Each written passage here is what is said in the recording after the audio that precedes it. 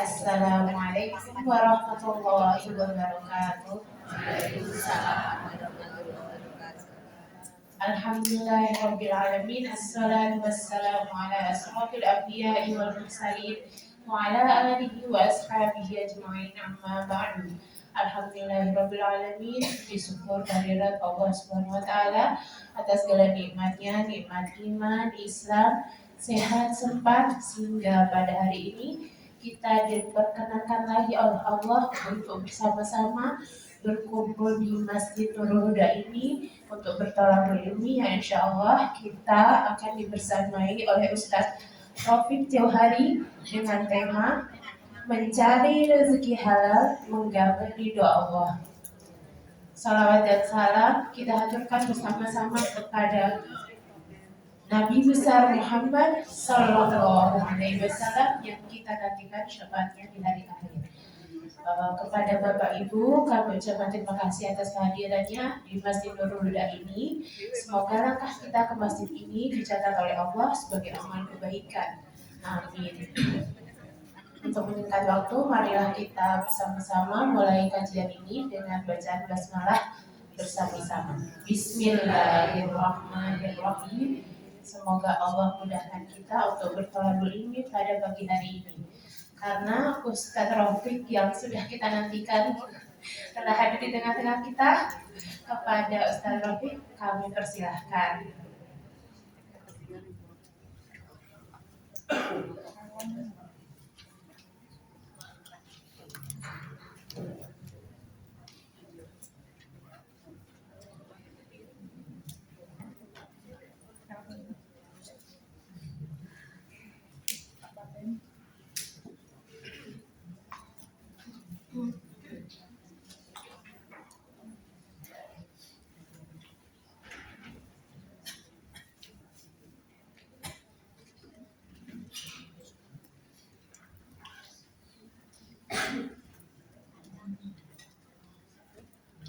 Bismillahirrahmanirrahim. Assalamualaikum warahmatullahi wabarakatuh.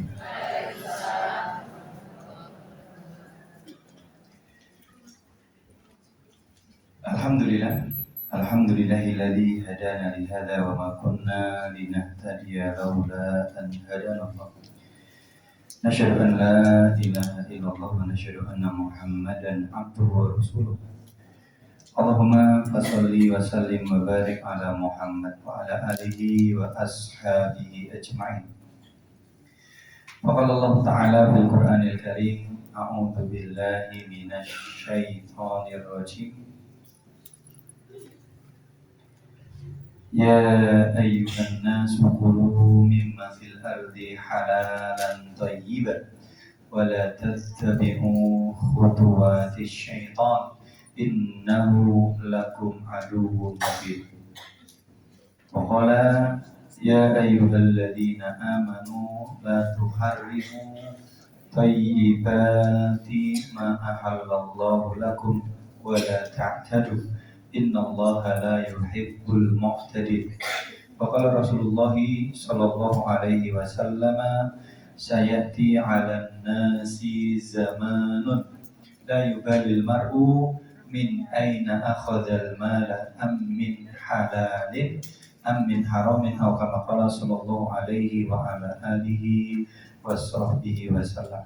Allahumma inna nas'aluka imanan kamilan wa yaqinan shadiqan wa rahmatan nanalu biha syarafa karamatika ya arhamar rahimin. Allahumma subhanaka la ilma lana illa ma 'allamtana innaka antal alimul hakim. Para hadirin Bapak dan Ibu rahimani wa rahimakumullah. Rasulullah sallallahu alaihi wasallam di dalam hadis yang sahih menyampaikan ma ba'atsallahu nabiyyun qattun illa wa huwa ra'iyal ghanam.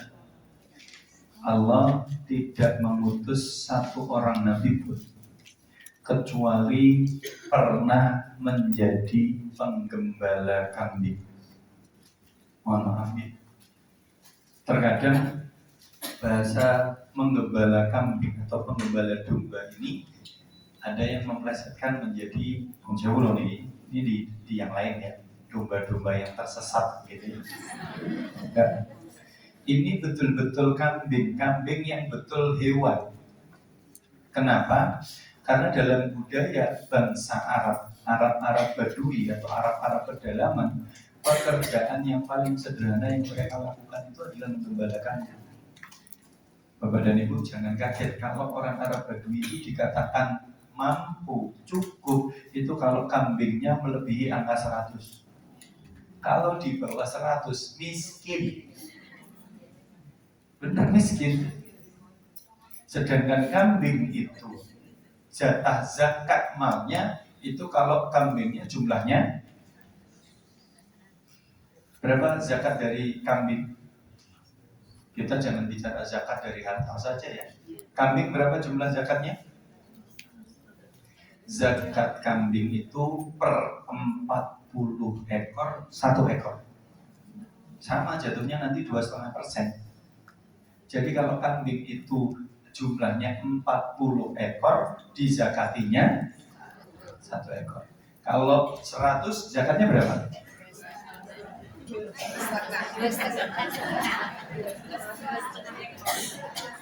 Jangan terus kalau 41 ekor, kalau 100 2,5. Iya motongnya setengahnya.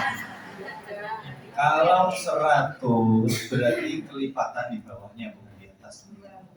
Berarti kalau 100 2, kalau 120 baru itu saja. Baik.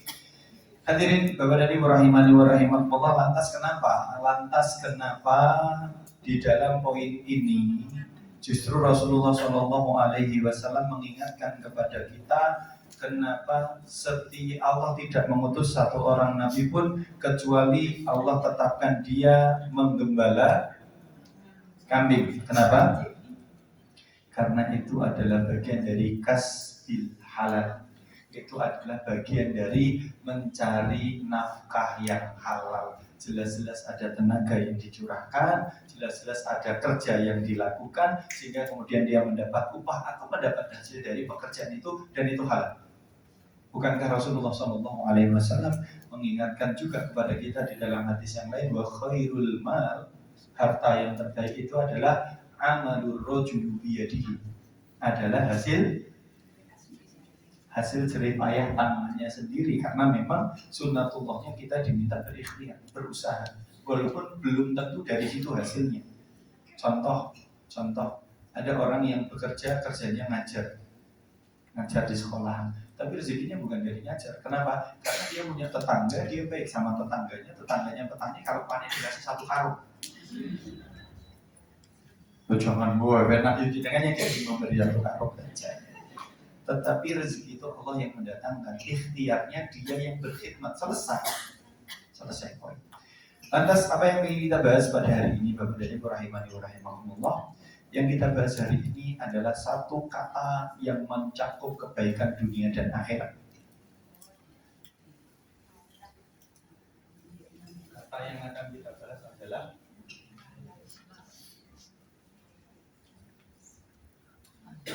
halal.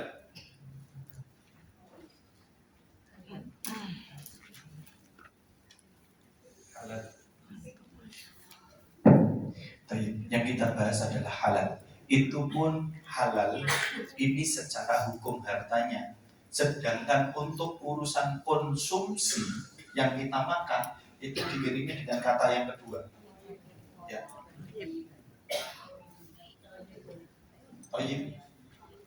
Ini hukum hartanya, hukum barangnya. Toyib ini adalah untuk konsumsinya. Makanya dalam urusan makan Allah jadikan dua-duanya. Kulu mimma fil ardi halalan, makanlah dari apa-apa yang ada di atas muka bumi ini yang halal lagi toyib. Kami sering menyampaikan ini hukum barang atau harta. Ini hukumnya. Sedangkan ini adalah sifat yang dimakan. Kenapa? Bapak dan Ibu, kalau kita bicara halal itu supaya nanti nilai hisab. Nah, halal ini urusannya dengan hisab. Sedangkan thayyib ini urusannya dengan manfaat. Ini perlu kita dudukkan dulu. Halal itu urusannya dengan hisab. Kenapa harus halal kaitannya dengan hisab? Baik. Rasulullah SAW mengatakan di dalam hadis yang sahih, saya i'alan nasi zamanun, akan datang kepada manusia suatu masa atau suatu zaman la yubadil mar'u, di mana orang-orang pada zaman itu tidak akan peduli lagi min aina akhadal mala, dari mana dia mendapatkan harta atau barangnya, dari mana dia mendapatkan dan mengambil. Amin halalin, amin haramin, apakah itu halal atau haram? Berarti kan itu hukumnya, betul kan? Sedangkan kita bicara hukum ini kaitannya justru dengan hisab. Kenapa? Karena kalau urusannya harta, hisabnya dua.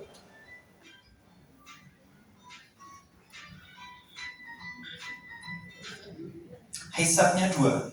Hisab yang pertama itu adalah dari sini. Kita bicara hisab ya. Hisab yang pertama adalah sumber. Dari mana dia dapatkan? Sedangkan hisab yang kedua adalah kegunaan. Hisab harta itu dua. Yang lainnya hisabnya satu. Umur itu satu, untuk apa dia habiskan. Badan itu satu, untuk apa dia pergunakan. Ilmu itu satu, diamalkan atau belum. Sedangkan harta itu dua. Dari mana itu hisab sumbernya? Untuk apa? Itu hisab lagi. Maka supaya kita ringan dalam melintasi hisab ini, maka kita perlu memperhatikan betul nilai halal. Harus hati-hati. Contoh, Rasulullah SAW mengatakan, Allahumma ahyini miskinan wa amitni miskinan wa syurni fi zumratil masakin. Ayo, saya pengen nanya kepada Bapak Ibu, berani gak doa dengan doa ini? Berani gak doa dengan doa ini? Rasulullah itu berdoa, doanya sahih. Allahumma ahyini miskinan, ya Allah hidupkan aku dalam keadaan miskin. Wa amitni miskinan, matikan aku, wafatkan aku dalam keadaan miskin. Wa syurni fi zumratil masakin, kumpulkan aku kelak bersama orang-orang miskin. Berani gak doa? Butuhnya sih banyak loh.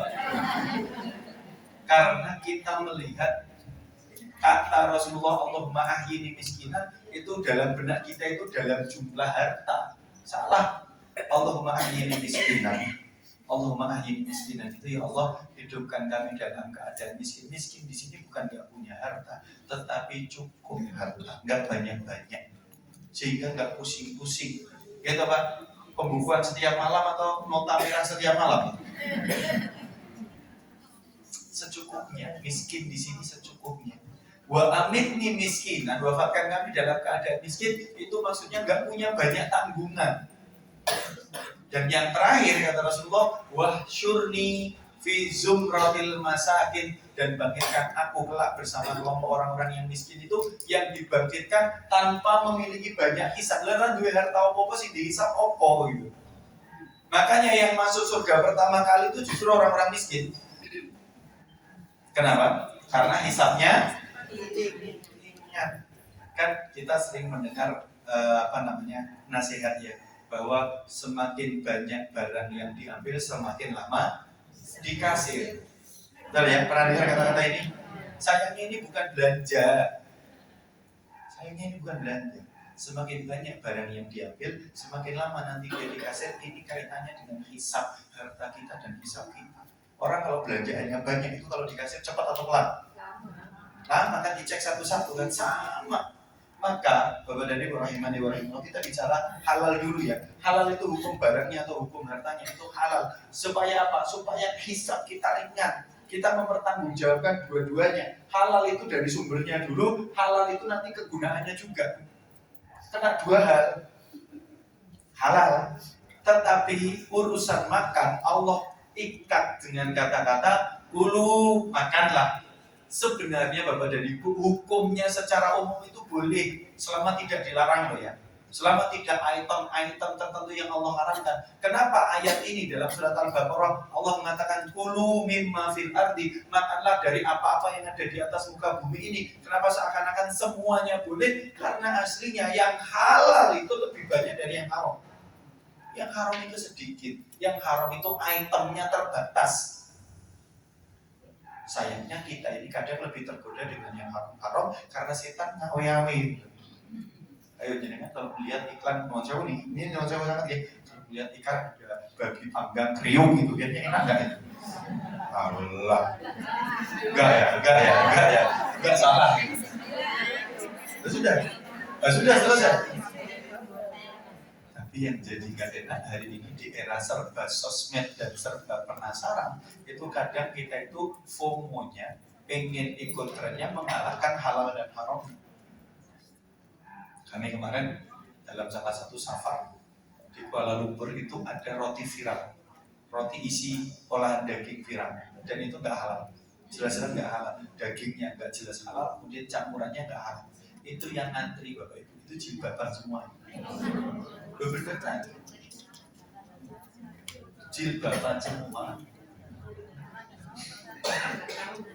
Hari ini bukan masalah karena nggak tahu, karena penasaran dan viralnya mengalahkan ketidaktahuan. Sudah ya, kita bicara halal dulu. Sebelum nanti kita breakdown, kenapa?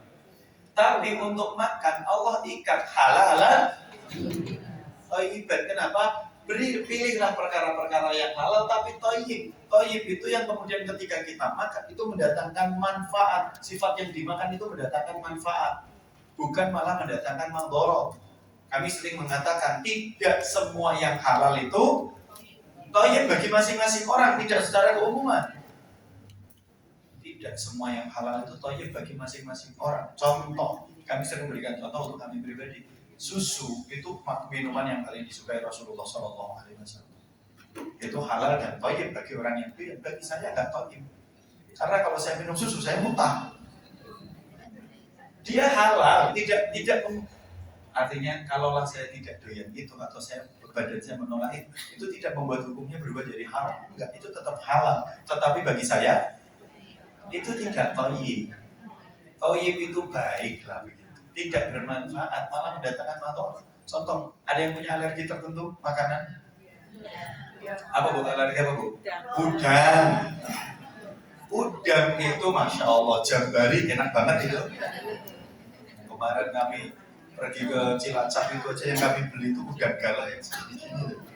Karena di Solo nggak ada. Enak, tapi bagi beliau nggak tahu. Kenapa? Karena tidak cocok dengan tubuhnya. Sudah nggih?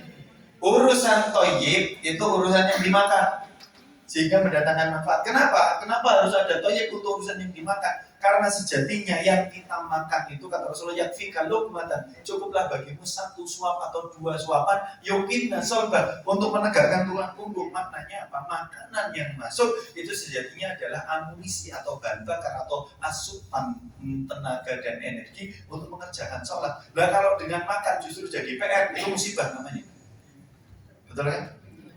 Kami kalau bawa jamaah umroh kunjung misalkan ke Taif, karena yang biasanya kita bawa ke Taif, itu salah satu yang kami larang adalah minum susu unta segar. Benar? Bukan haram, tetapi kami melarang itu justru karena lambung kita orang Indonesia belum adaptasi dengan susu unta yang segar itu. Kalau kemudian mau minum boleh, resiko tanggung sendiri. Kenapa? Karena itu kan segar, diperes, digodok langsung diminum. Kalau sudah hidup di sana, sudah adaptasi dengan cuaca di sana, sudah kenalan dengan itu, nggak ada masalah. Tapi kalau belum, rata-rata orang dari sini jeglek gitu. Ya karena pencernaannya nggak siap. Bahkan kemarin ada salah satu cerita dari teman yang lain yang buat jamaah itu minum susu unta di Taif, pulang sampai Malaysia, opnam, hampir meninggal dunia sekarang. Ya karena dehidrasi, metabolismenya nggak cukup. Nah itu nggak thayyib. Sebelum kita bahas kenapa nanti rangkaiannya mencari keberkahan dari makanan yang halal, kita dudukkan ini dulu biar kita semuanya bisa tahu itu bahwa tidak semua yang halal itu thayyib. Tetapi rambu-rambu yang pertama itu harus mencari yang halal. mencari yang halal.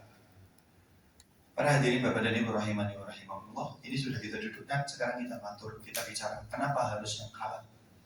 Karena Allah Subhanahu wa taala menjelaskan di dalam ayat wa jazaa'u sayyi'atin sayyi'atun mithluha, dan buah dari sebuah keburukan itu keburukan berikutnya. Kalau kita bicara sebaliknya, halal itu kebalikannya adalah haram, gitu ya. Kita tulis di bawah haram. Kalau buah dari kebalikan ini apa namanya? Kebaikan dari halal itu haram.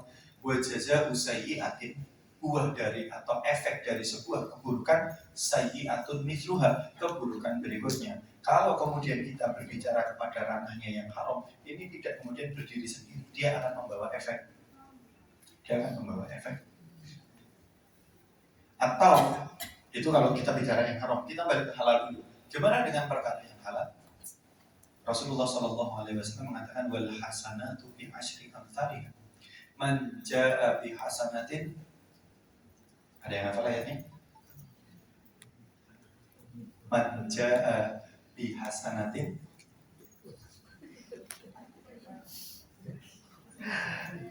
sebentar. Kalau dengar suara saya akan bukakan ayat.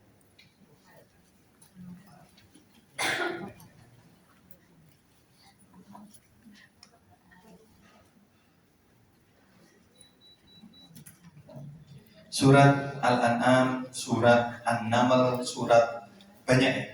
Man jaa bil hasanati falahu asyru amsalihha wa man jaa bis sayyi'ati fala yujza illa mithlaha wa hum la yuzlamun. Surat Al-An'am ayat 160. Man jaa bil hasanati, halal. Halal ini menjadi bagian dari al-hasanah. Falahu asyru amsalihha, minimal dia akan mendapat 10 kali lipat kebaikan. 10 kali lipat kebaikan. Kehalalan makanan yang kita makan itu akan menjadi awal dari kebaikan-kebaikan berikutnya. Kehalalan makanan yang kita makan itu akan menjadi jaminan kebaikan-kebaikan berikutnya. Jangan pernah berpikir kalau kita kemudian makan itu kita persangkakan halal misalkan, kemudian langsung itu bisa membuat kita beribadah, belum tentu. Jangan-jangan makanan itu masih syubhat, sehingga ketika kita makan justru tidak membuat kita bisa beribadah dengan lapang, justru membuat mata kita semakin berat untuk beribadah kepada Allah Subhanahu wa taala. Maka pastikan betul harus halal. Sudah ya, jadi kita dudukkan urut-urutan ini dulu. Bagaimana dengan yang haram? Allah Subhanahu wa taala mengatakan wa jazaa'u sayyi'atin sayyi'atun mithluha, atau man jaa bis sayyi'ati fala yujza illa mithlaha. Haram itu akan membuka pintu kepada hal-hal buruk berikutnya. Contoh, Rasulullah SAW bersabda, kullu lahmin, setiap daging, nabata min sukhtin, yang dia tumbuh dari harta yang haram, fannaru aula bihi, maka neraka lebih layak baginya. Kalau dia dengan yang haram ini tidak mendapat hukuman di dunia, ternyata hukumannya Allah simpan di neraka. Nggak enak. Tetapi ternyata Allah sudah tanda kutip ya, sepil kalau bahasa kita. Allah sudah membuka sedikit hukuman dari harta yang haram di dunia itu. Haram ini satu, mengeraskan hati. Yang kedua, haram ini membuat doa-doa kita tertahan. Haram ini membuat khusyuknya hilang. Bapak dan Ibu rahimani wa rahimakumullah, sayangnya kita lupa bahwa efek yang pertama dari keharaman itu justru bukan langsung dihukum dengan musibah, tidak. Tapi efek yang pertama dari keharaman itu adalah ketika Allah mematikan hati-hati kita. Yang haram itu membuat nyala iman di dalam hati kita hilang. Nur yang kita sering, mungkin di antara kita pakar dengan kata-kata Nur Muhammad. Nur itu cahaya keimanan itu hilang. Orang kalau banyak menikmati perkara yang haram, mukanya, wajahnya berseri-seri atau gelap? Sudah selesai. Orang yang membiasakan diri berbuat baik, menjaga makanannya hanya dengan makanan yang halal, membiasakan wudu, itu kalau dilihat seger atau sumpek. Itu poin pertama. Sampun nggih? Ini kita mendudukan dulu halal, halal, thayyib dan haram. Sudah. Sekarang kita bicara konsep rizki.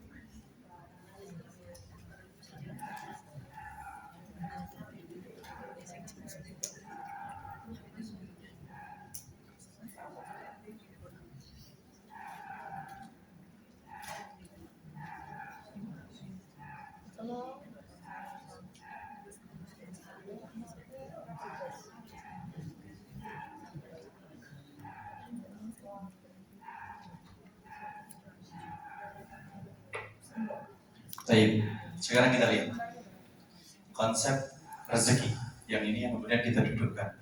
Hadirin Bapak dan Ibu rahimani wa rahimakumullah.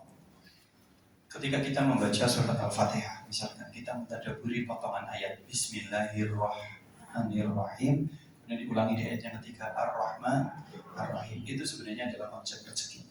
Kenapa? Karena kita tidak mungkin dalam menjalani kehidupan kecuali berkutat dengan yang namanya rezeki, betul ya?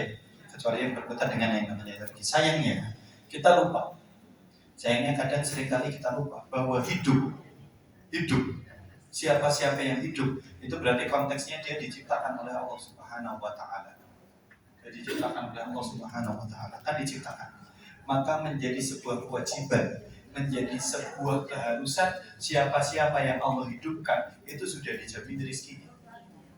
Bukankah kita sama-sama tahu hadis tentang ketetapan takdir?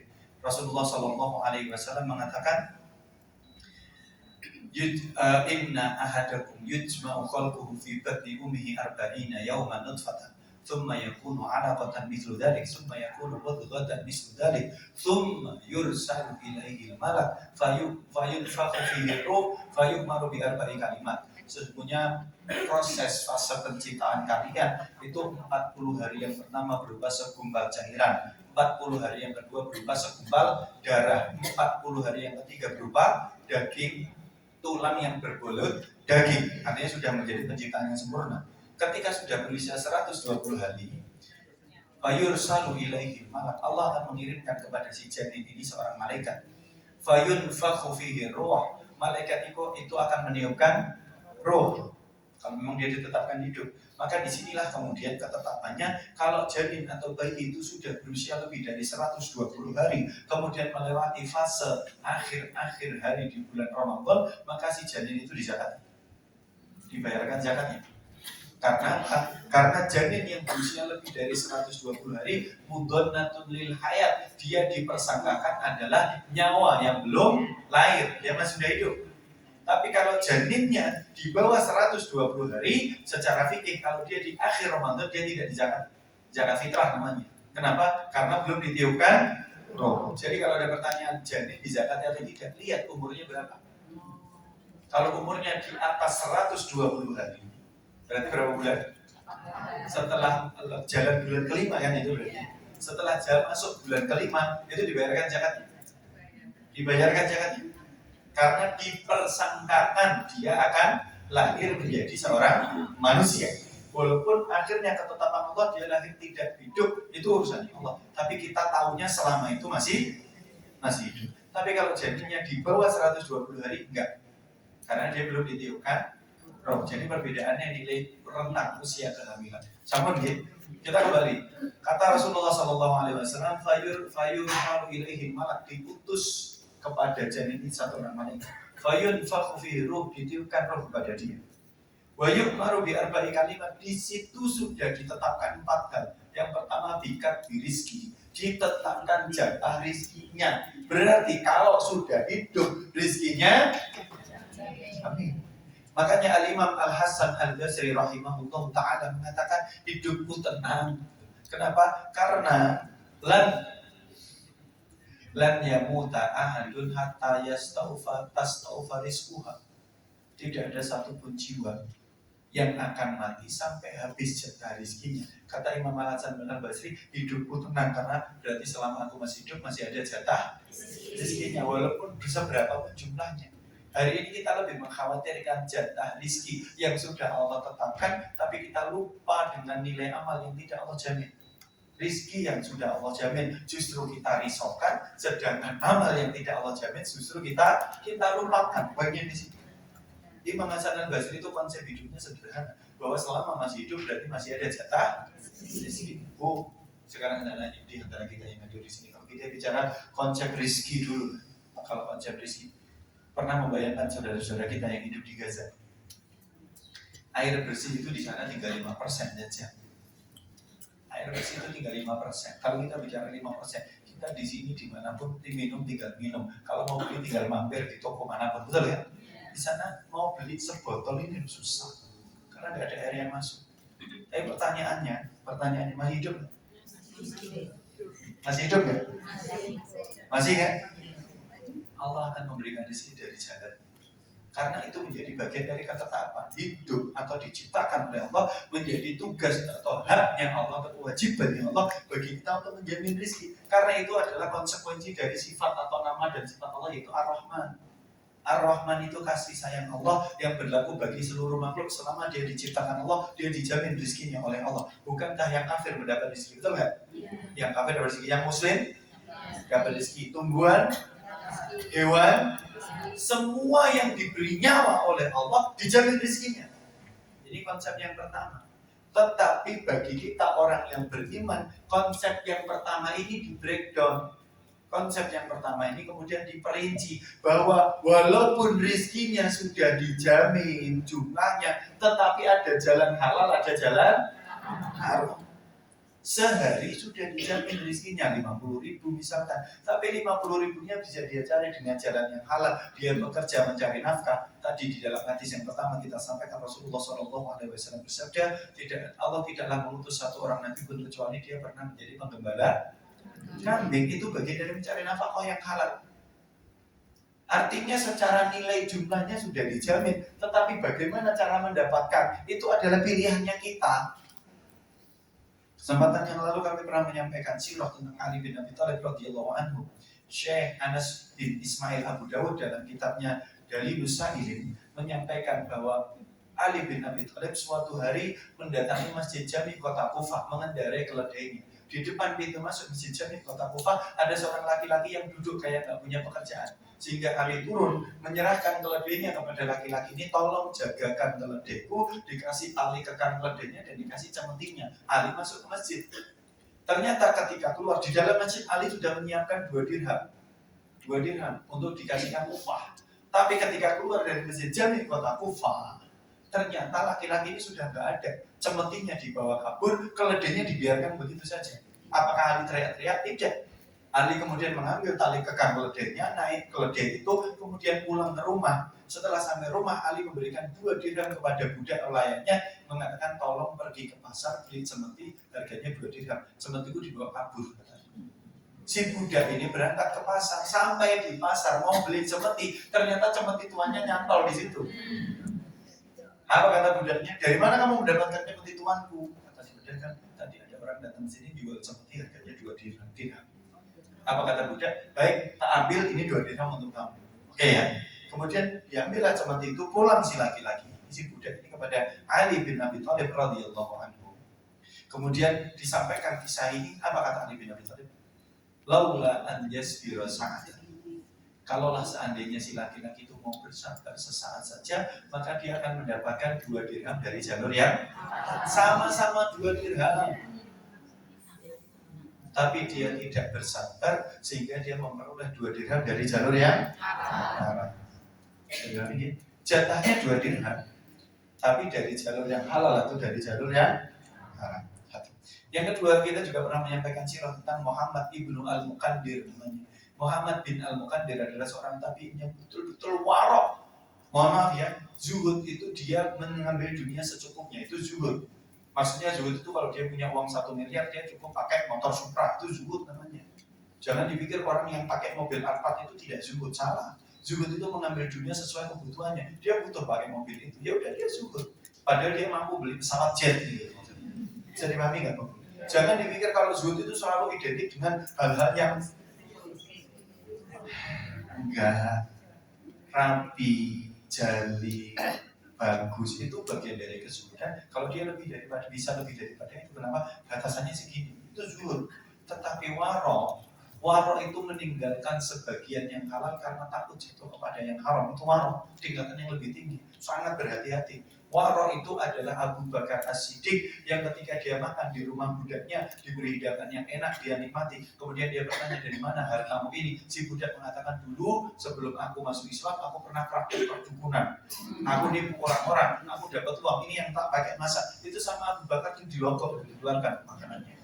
Itu waro namanya. Kenapa? Walaupun yang dimakan itu menjadi rezekinya, dia tidak diminta untuk dari mana datangnya rezeki itu. Kita nggak diminta. Tetapi Abu Bakar hati-hati betul, yang masuk ke tubuhnya harus sesuatu yang halal, maka dia keluarkan itu. Itu tidak dikeluarkan pun tidak mengapa. Tapi kenapa ada sirong ini? Membuktikan bahwa Abu Bakar berada pada level yang berbeda dengan kita. Oh, sekarang kita ada jagung di depan rumah aja, caranya di mata, betul kan? Betul atau tidak? Ayo, punya siapa atau menang baik? Kalau di jalan. Yo, kalau di jalan terus gimana? Jadi kan mau ambil itu, punya siapa? Warok itu, sebentar. Sifat warok, al-warok itu meninggalkan yang halal karena takut yang haram. Bisa jadi itu halal bagi kita, tapi kita takut itu punya orang yang dicari-cari. Itu namanya warok. Muhammad ibnu al-Muqaddir punya toko di pasar.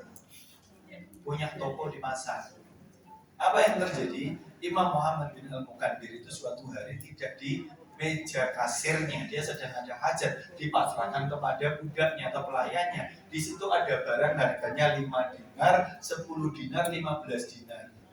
Ternyata ada orang beli barang harga 5 dinar, tapi budaknya salah, jual harga 10 dinar. Ini sama-sama ridho. Tetapi ketika Muhammad bin al-Muqaddir datang melihat barangnya berkurang yang harga 5 dinar, tapi uang di mejanya 10 dinar, dia tanya kepada budak, siapa yang beli? Seorang Arab Badui. Kamu jual dengan berharga berapa? Ini tadi aku jual 10 dinar. Dia ridho. Apa kata Muhammad bin al-Muqaddir? Gak bisa, cari orang itu, ini harganya cuma 5 dinar. Sebegitu caranya. Sehingga dicari seharian itu dari pagi sampai siang. Sampai kemudian ketemu setelah zuhur, baru ketemu orangnya. Sehingga kemudian orang ini didatangi oleh Imam Muhammad bin al-Muqaddir dan mengatakan, wahai saudaraku, kamu punya 3 pilihan. Pilihan yang pertama, kamu membeli barang itu, aku susui 5 dinar. Karena harganya aslinya cuma 5 dinar, tapi dia bayar 10, aku kembalikan kepadamu 5 dinar, barang itu kamu pegang. Atau kalau enggak, barang itu kamu kembalikan, kamu pilih yang harga 10 dinar. Atau kalau enggak, uangmu tak kembalikan, barang kembalikan. Apa kata si laki-laki? Loh aku ridho, nggak apa-apa. Aku sudah ridho, ini 10 dinar nggak apa-apa. Kata Imam Muhammad bin Munkadir, nggak bisa. Itu cuma 5 dinar. Nggak boleh kamu beli 10 dinar. Kamu rugi. Aku memang untung, tapi kamu rugi, nggak mau. Ayo, gimana? Kita itu kalau bisa kan jual semahal-mahalnya, betul kan? Semahal-mahalnya. Opsinya cuma 3. Barang itu tetap kamu pegang, tak susui 5 dinar. Atau barang kamu kalau tetap ingin beli barang, kembalikan yang itu dengan harga yang 10 dinar, pilih yang baru. Atau kalau ini nggak terjadi dua-duanya, sudah, uangmu tak kembalikan, barangmu kembalikan kepadaku, selesai. Apa kata Arabi? Arabi ini kemudian, baik, kembalikan kepadaku 5 dinar. Kalau memang ini harganya cuma 5 dinar, kan dibayar 10 tadi, bayarkan 10, kemudian Arabi ini, orang Arab ini bertanya kepada orang siapa dia?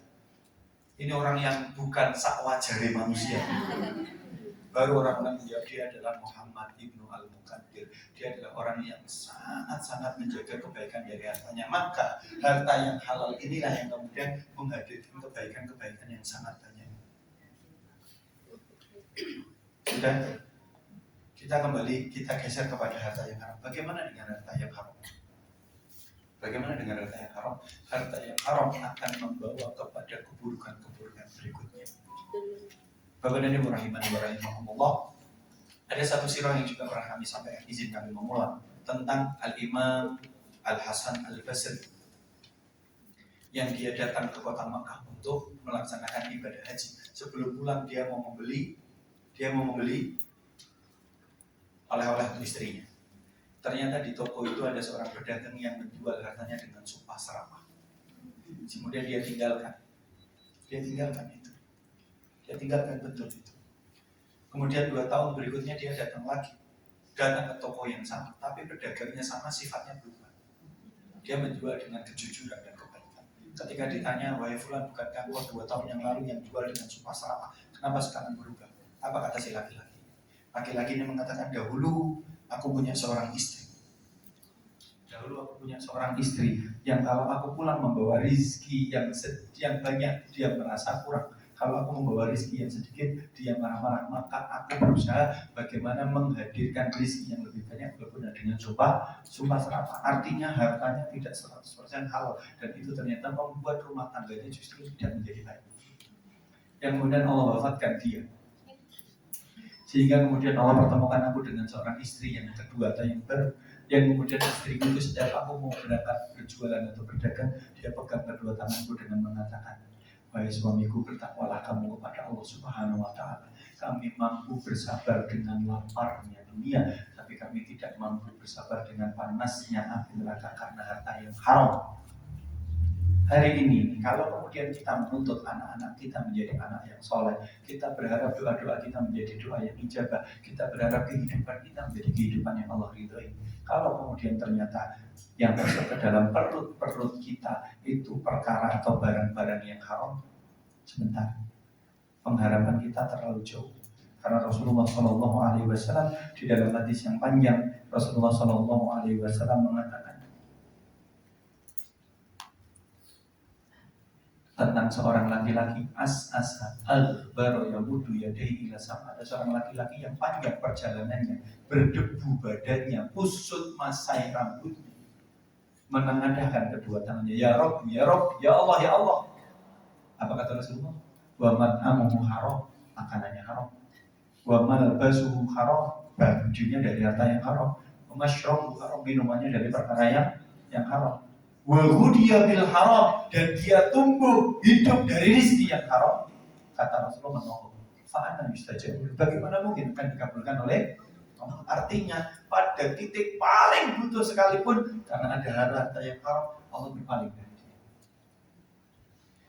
Bapak dan Ibu rahimahumullah, Sahal bin Abdullah, salah seorang tabi'in, mengatakan an-najatu fi salasati. Keselamatan itu ada 3 perkara. Yang pertama, aklu halalin, makan barang halal, wa ada'il faraid, mengerjakan segala sesuatu yang fardu, dan yang ketiga, wal iqtida'u bin nabi, dan mencontoh perbuatan kanjeng Nabi. 3 ini asbab keselamatan. Makan yang halal, berarti itu jaminan tidak mendapat siksa. Yang kedua, wa ada il faraid, mengerjakan perkara-perkara yang fardu karena dia memang fardu. Yang ketiga, wa tidak ibn nabi, dan mencontoh perbuatan kanjeng Nabi, itu lebih dari cukup. Tiga perkara. Dan ini berat sekali. Kemudian Bapak dan Ibu rahimani wa rahimakumullah, Wuhaib bin Al-Warad, seorang tabi'in juga mengatakan, lau kunta qiyama hadhihi sariyah. Wuhaib bin Al-Warad suatu hari memberikan peringatan kepada umat ketika pasukan kaum muslimin pulang habis perang. Perang itu berat, perang itu dahsyat. Kata Wuhaib bin Al-Warad, lau kunta hadhihi sariyah, kalau kalian ikut menjadi bagian dari pasukan perang ini, perang yang effortnya luar biasa, tenaga, waktu, biaya, pikiran, semuanya, dan itu menjadi amal yang paling tinggi di dalam Islam. Apa kata Wuhaib bin Al-Farad? Lau kunta hadhihi sariyah ma nafa'aka hatta tandura ma yudkhilu batnaka halalin am haram. Kalaulah seandainya kalian ikut ambil bagian dari pasukan perang ini sekalipun, ternyata tidak akan pernah memberi manfaat sedikit pun kepada kalian upaya itu sampai kalian memperhatikan makanan kalian halal atau berarti makan makanan haram itu cukup menjadi penghalang diterimanya amal. Baik, sudah ya, kita lanjutkan. Al-Imam Ibnul Jauzi di dalam salah satu nasihatnya mengatakan, Al-Hajarul Malsubu fil binani asasul kharam. Satu batu dari hasil mencuri yang dipakai untuk membangun rumah, maka dia akan menjadi sebab kehancuran rumah itu. Para ulama hati-hati dan sangat betul-betul memberikan perhatian bahwa poin memakan makanan yang haram itu betul-betul menjadi asbabul musibah. Maka di sini Bapak dan Ibu kita polakan rizki yang sudah dijamin. Rizki yang sudah dijamin ini menjadi ketentuan bagi kita bagaimana kemudian kita meraihnya. Secara jumlah nilai itu sudah dijamin, tetapi bagaimana kita mencari itu pilihan halal atau halal. Dan kemudian kenapa kita berpayah-payah, kenapa kita capek-capek, kenapa kita berat mencari harta yang halal, karena halal itu mendatangkan ridho, dan ridho itu mengantarkan kita kepada surga. Doa-doa yang diijabah, munajat-munajat didengar, sambat-sambat kita yang kemudian diberikan ruang oleh Allah Subhanahu wa Ta'ala. Dan halal inilah yang kemudian yang kita upayakan dengan capek, berat, penat, itu menjadi bagian dari sifat Allah yang kedua yang sering kita sebut, yaitu Ar-Rahim. Allah Maha Penyayang, kasih sayang yang khusus bagi orang-orang yang menjaga makanannya dari hanya mencukupkan dengan yang halal. Kasih sayang Allah berikan kepada orang-orang yang beriman yang tidak tergoda dengan barang-barang yang haram maupun syubhat. Maka kemudian Ar-Rahim ini dikuatkan dengan sifat Allah yang berikutnya, yaitu Ar-Razzaq, Allah yang Maha memberi rizki. Ini bukan kemudian di sini enggak. Ar-Razzaq di sini bukan di sini enggak. Karena menjamin rizki siapa-siapa yang sudah Allah hidupkan, Allah ciptakan, itu konsekuensi penciptaan. Al-Khaliq namanya pencipta. Maka Allah yang menciptakan, Allah jamin rizkinya. Tapi Ar-Razzaq yang betul-betul mudah dan senang memberi rizki, itu adalah bagi orang-orang yang menjaga makanannya dengan makanan yang halal, supaya Allah mendatangkan rizki-rizki yang halal, mendekatkan kepada kita yang halal. Makanya di antara doa kita adalah Allahumma kfina bihalalika al-haram. Ya Allah, cukupkan kami dengan yang halal dari perkara-perkara yang haram. Kenapa? Yang membuat kita tidak merasa cukup itu adalah hawa nafsu. Sekarang saya nanya, jadikan sampai detik ini, sampai umur ini, cukup atau tidak? Cukup atau tidak? Halal atau haram? Halal kan? Cukup atau tidak? Yang membuat tidak cukup karena kita ngelihat, pengen. Apa bu? Tasnya LV,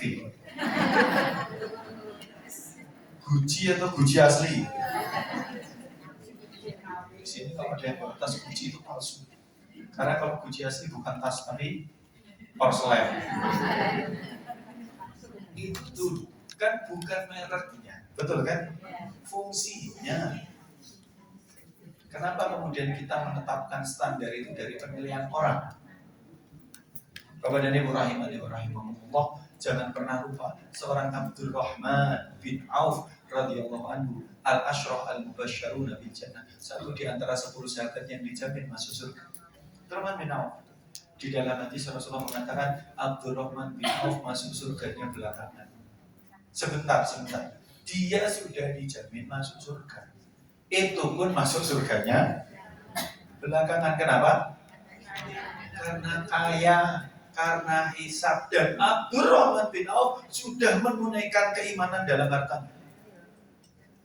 Al-Imam Syamsuddin Al-Zahabi di dalam kitab Siyar A'lamin Nubala menyebutkan, Imam Ibnu Jauzi di dalam Sifatus Sofa misalkan menyebutkan, kalau makan siang antara Abdurrahman bin Auf dan budaknya tidak bisa dibedakan mana tuan mana budak, karena tambalan di baju budaknya ada 11, tambalan di baju Abdurrahman bin Auf ada 13. Dia kaya tapi tidak terdunia, tidak adigan-adigung. Ada orang yang di luar Jawa ini.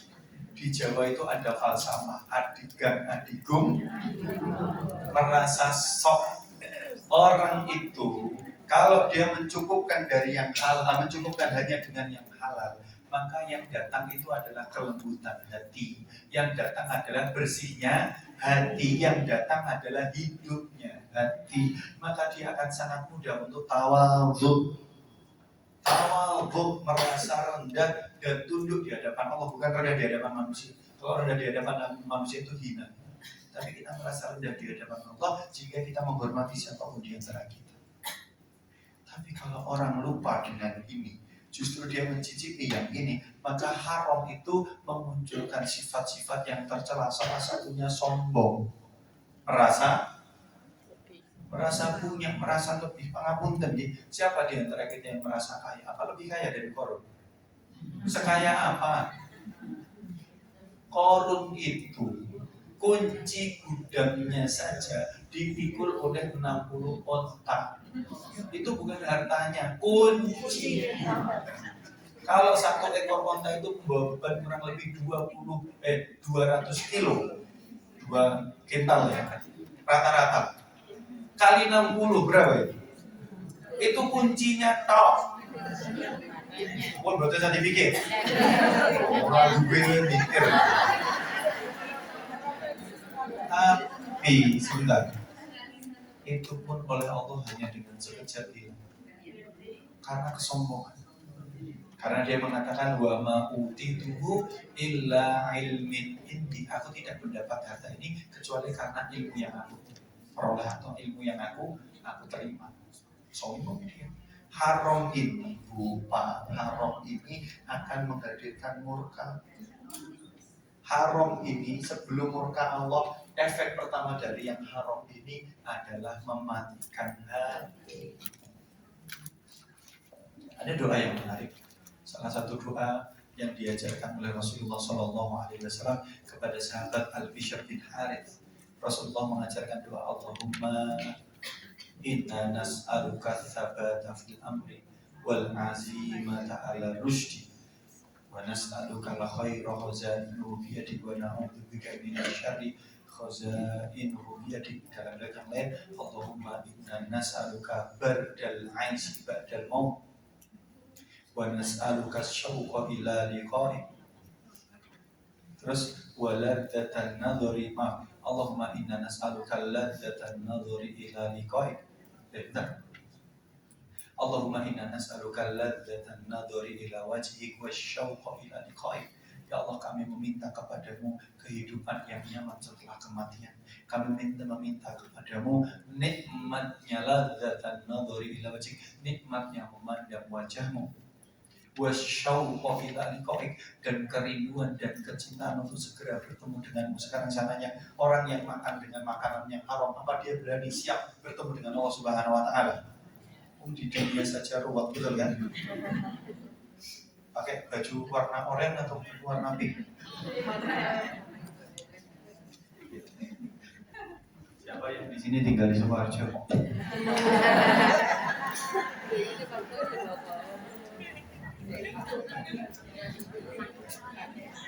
Sudah? Baik, Bapak dan Ibu rahimani wa rahimakumullah, sekarang kita sederhanakan urusan ini. Kenapa kita harus menjaga diri hanya mencukupi dengan makanan yang halal? Kita akan berbicara tentang sirah sahabat Sa'ad bin Abi Waqqas radhiyallahu anhu, seorang sahabat yang didikan anak panahnya tidak pernah meleset dan doanya selalu mustajab. Tolong dicatat ya. Didikan anak panahnya tidak pernah meleset dan doanya selalu mustajab. Tapi kedua perkara ini tidak berdiri begitu saja. Ketika Rasulullah SAW meminta dalam perang Ahzab, dalam perang Khandaq, ketika suasana sangat mencekam, Rasulullah dan para sahabat di kota Madinah dikepung pasukan koalisi. Ahzab itu koalisi. Kemudian Allah turunkan pertolongannya berupa ar-ru'ab, berupa debu kabut padang pasir, badai pasir, yang kemudian membuat pandangan itu sangat terbatas. Suatu hari Rasulullah SAW mengatakan, man minkum rajulun soleh, siapa di antara kalian laki-laki yang soleh, yahrusuna hadhihi lailah, yang mau menjaga kami malam ini. Saat tidak peduli dengan kondisinya karena hanya mendengar, sing mau jaga berarti laki-laki yang soleh. Karena Rasulullah mengatakan, man minkum, siapa di antara kalian rajulun soleh, laki-laki yang soleh. Ini label Rasulullah yang mulai beli, siapa di antara kalian malam hari ini laki-laki yang soleh yang mau menjaga kami. Saat langsung mengambil panahnya keluar, jaga tendanya Rasulullah. Sing dijaga inspeksi pasukan. Saking cerdiknya Rasulullah dalam pengaturan pasukan. Sing jogo nggak tahu kalau Rasulullah sudah keluar tenda. Sehingga Rasulullah kemudian kembali ke tenda mengendarai kudanya, yang saat bin Abi Waqqas mendengar suara deru kuda, kemudian merentangkan busur dan memasang anak panahnya, membidik ke arah di mana suara kuda itu datang. Justru ketika jarak sudah ideal, tepat untuk dibidik, dari seberang sana justru mengatakan, kafak ya Sa'ad, tolong tahan bidikan wahai Sa'ad. Ternyata Rasulullah SAW.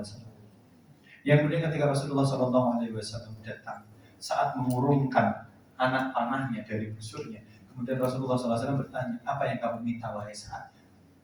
Balasan dari penjagaanmu malam hari ini. Saat meminta, ya Rasulullah, ud'u'li, ya Allah doakan, ya Rasulullah doakan kepadaku, an yastajiballahu da'wati, semoga Allah menerima segala doa-doaku. Rasulullah SAW tidak langsung mendoakan, tapi Rasulullah meminta syarat. Kata Rasulullah, ya Sa'ad atib man amaka takun mustajabu da'wah. Wahai Sa'ad, jaga makanan yang masuk ke mulutmu hanya makanan yang halal, maka Allah akan mengabulkan setiap doa dan pinta.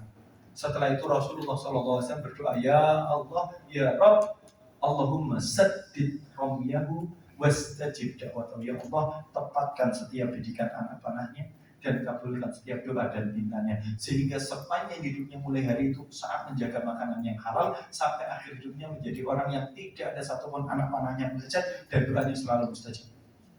Yang dahsyat justru ini ada posisi yang dahsyat ini. Sa'ad bin Abi Waqqas pernah difitnah oleh seorang laki-laki namanya Usamah bin Qatadah ketika saat menjadi gubernur di kota Kufah. Ketika saat menjadi gubernur di kota Kufah pada masa pemerintahan Umar bin Khattab radhiyallahu anhu, justru saat pernah difitnah oleh laki-laki namanya Usamah bin Qatadah. Ketika Umar ingin bertanya bagaimana pejabatnya di daerah-daerah, mengirim utusan, tidak ada satu orang pun di kota Kufah yang mengatakan keburukan kecuali seorang Usamah bin Qatadah. Yang mana ketika itu Usamah bin Qatadah ngacung ngangkat tangan mengatakan, wa ma hiya illa ajbanu indaliqa. Tidaklah Sa'ad bin Abi Waqqas di antara kami kecuali orang yang paling pengecut ketika bertemu dengan musuh. La yuqsimu bisawiyah wa la yaqumu bisariyah. Dia tidak mau berdiri bersama pasukan, dia tidak membagi bagian harta rampasan dengan adil, dan dia orang yang paling pengecut, kata Usamah bin Qatadah. Ketika perkataan itu sampai disampaikan kepada Sa'ad enggak, Sa'ad tidak menjawab dengan jawaban yang dasar. Sa'ad bin Abi Waqqas hanya mengatakan, Allahumma, ya Allah, in kana qawma bihi riya'an wa sum'atan. Ya Allah, kalau si laki-laki itu mengeluarkan tuduhan itu karena ingin dipandang dan karena ingin mendapat kedudukan, kata Sa'ad, Allahumma antil umroh, ya Allah, panjangkan umurnya, wa aridhu lil fitan, dan jadikan dia orang yang terfitnah. Apa yang terjadi? Pada akhirnya Usama bin Qatadah hidup dalam rentang usia yang sangat lama. Dia menjadi orang yang tua. Sebentar. Allahumma atil umrohu wa atil fakrohu wa aridhu lil fitan. Doanya 3. Ya Allah, panjangkan umurnya. Ya Allah, jadikan dia jatuh miskin. Dan yang ketiga, timpakan kepada dia fitnah.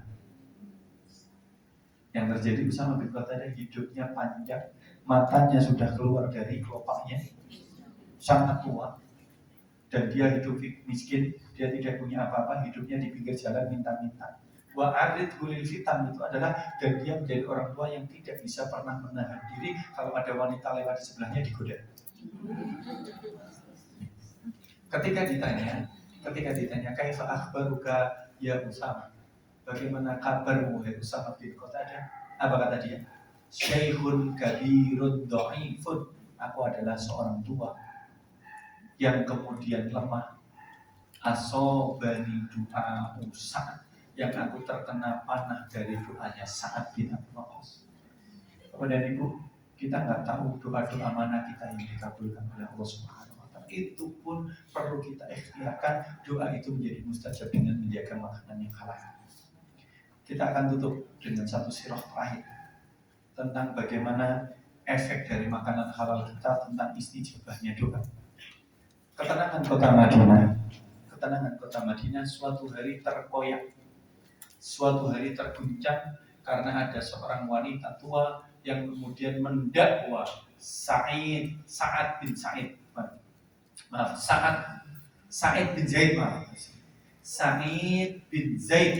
radhiyallahu anhu, al-asra al-mubasysyaruna bil jannah. Satu di antara 10 sahabat yang dijamin masuk surga. Itu ada nama yang tidak moncar, yang jarang kita dengar kiprahnya. Namanya Sa'id bin Zaid.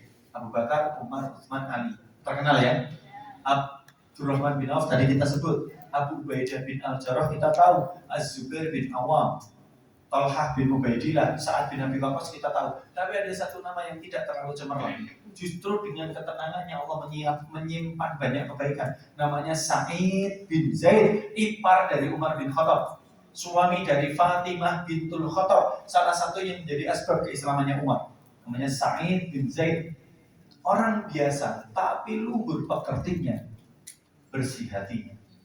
Suatu hari ketenangan kota Madinah terkoyak justru karena ada seorang wanita tua yang menuduh bahwa Sa'id bin Zaid merebut tanahnya.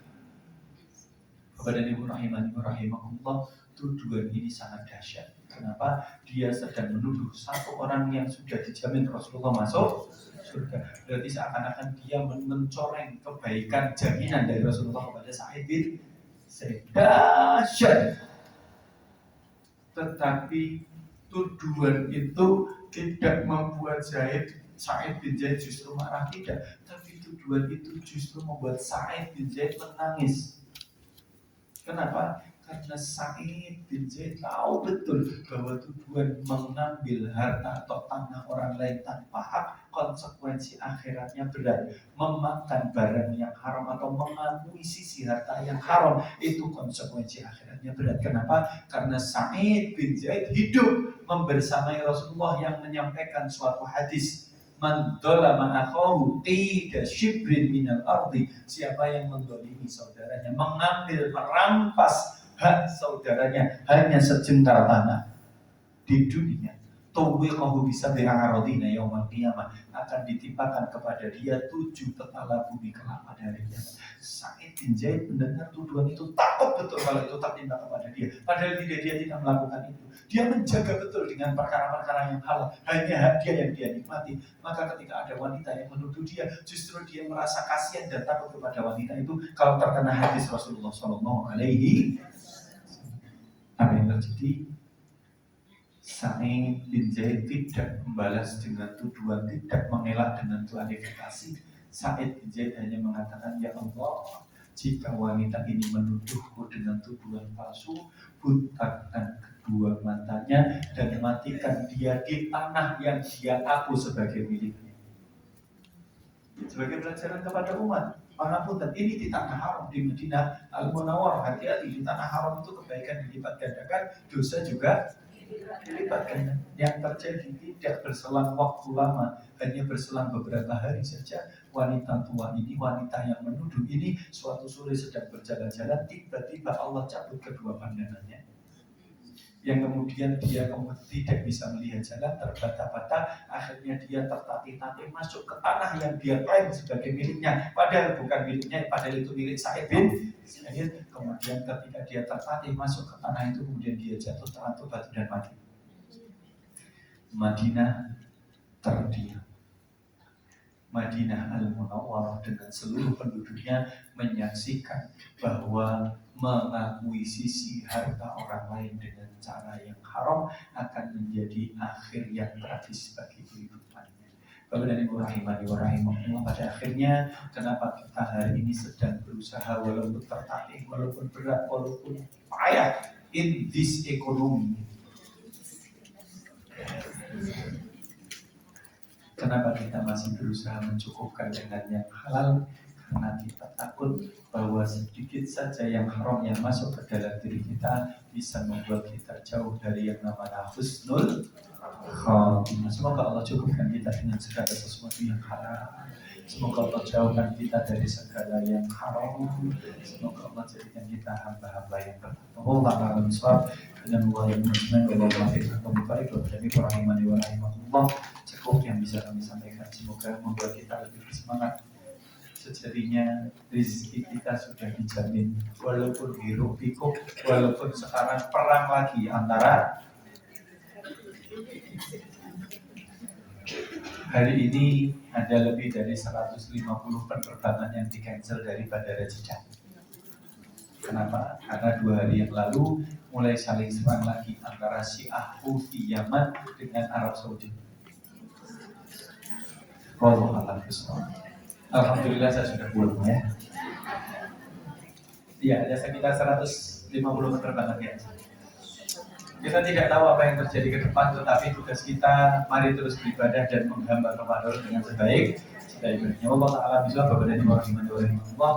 Cukup sekian dan terima kasih. Mari kita tutup dengan membaca doa kafaratul majelis. Subhanallah wa bihamdika. Asyhadu an la ilaha illa anta astaghfiruka wa atubu ilaik. Assalamualaikum warahmatullahi wabarakatuh. Waalaikumsalam warahmatullahi wabarakatuh.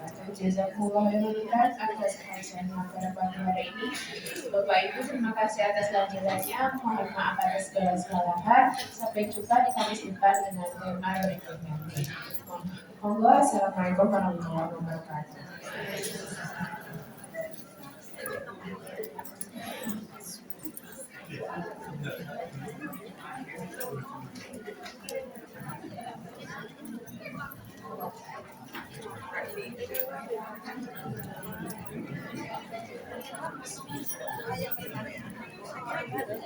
Thank you.